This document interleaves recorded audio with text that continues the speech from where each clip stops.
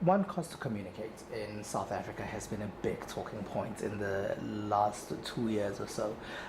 What is it that Huawei is doing to enable people to connect in any part of the world, really, with methods that can be brought to the African continent? Well, first of all, connectivity is connectivity.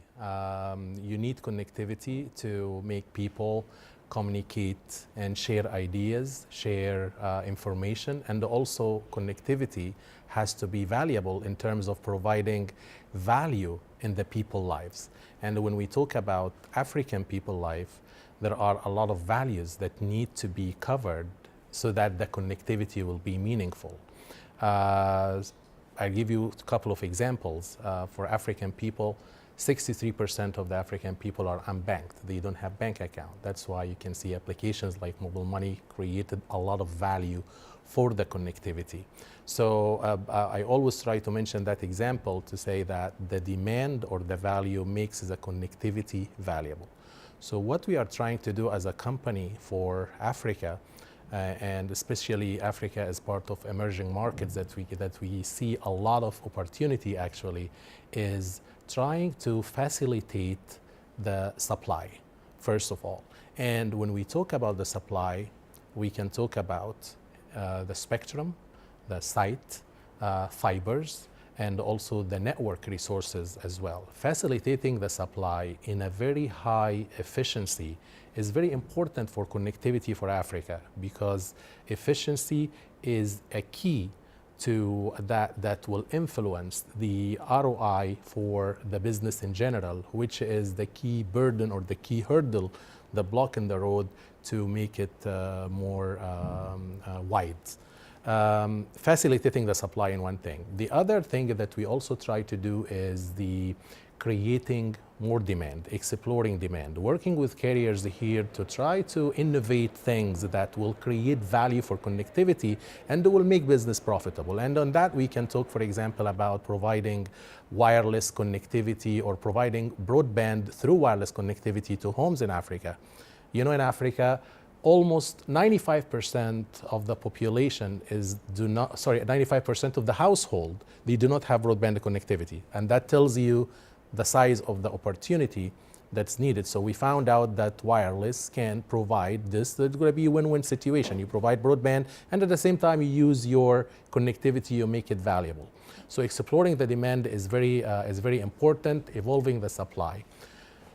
The cost and the revenue. And now you saw me talking about 4 angles. So we covered the demand and the supply for connectivity.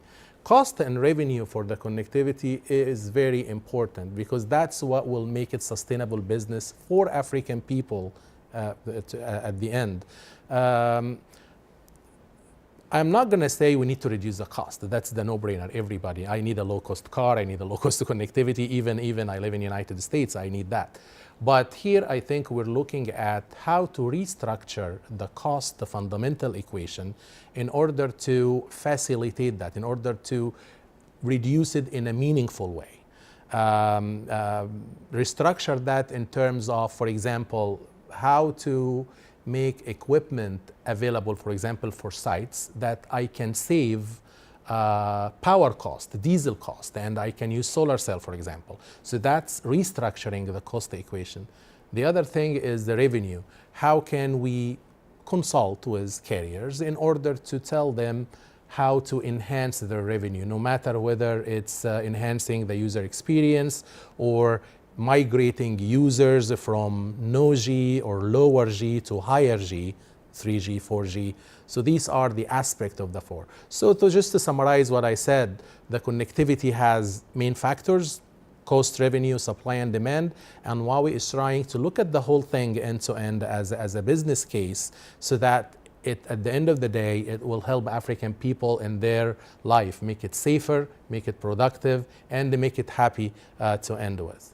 Let's go to the first one. You spoke about infrastructural development that's needed for all of this to happen. And of course, you need partnerships in order for that to happen. Is it easy to form partnerships in the different countries that you go to? How do you go about doing that? That's a good question.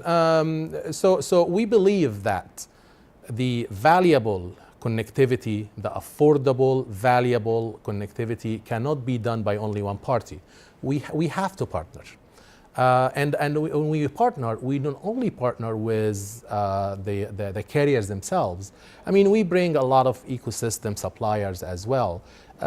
We just had a salon, we called it MBB Salon, and that we invited some ecosystem players. It's a closed door meeting just to chat on how to enable the industry. And we brought a low price smartphone partners in order to facilitate that process. So that's just to give you an example of the partnership. So bringing that partnership with make it a proactive partnership, even talking to regulatory and government, which is the main player or a main stakeholder in the process. It also helps in facilitating, for example, licensing spectrum, in facilitating, for example, getting the network resources like sites. So infrastructure by itself is not like before, it just limited to a switch or a router or a base station. When we do business in Africa, we provide or we partner to provide valuable connectivity. We do not partner to provide a base station and that's all. And that's the change in the mindset that will create value for mobility business, for carriers, and also for people. And I suppose chances are the biggest story about Huawei in South Africa this week is going to be the launch of what is now the most expensive smartphone in the market in South Africa.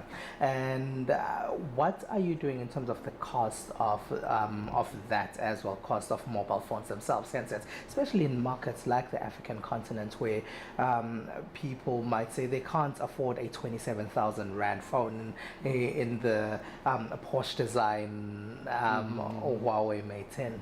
Yeah, but that's a different business. You know, that's our smartphone business is different, and it's not only serving Africa. Yeah. Our smartphone, we have our own strategy, we have our own market segmentation, and we serve the whole world. But specifically for Africa, as I just mentioned, we partner. We do not mandate. It is not like the valuable connectivity is not going to happen only with Huawei phone. We bring a lot of partner, chipset partner, smartphone partners as well, feature phone partners. We just have a partner now in our meeting that is providing a feature phone with smartphone capability, and he just showed us how he can access Facebook and WhatsApp using the feature phone with smartphone capability with a very, very affordable price. I think it is about $25. So let's look at where we want it to be and then find out the tools that needed to that process. So no need to think about 27,000 Rand phone for Africa. All right, sure.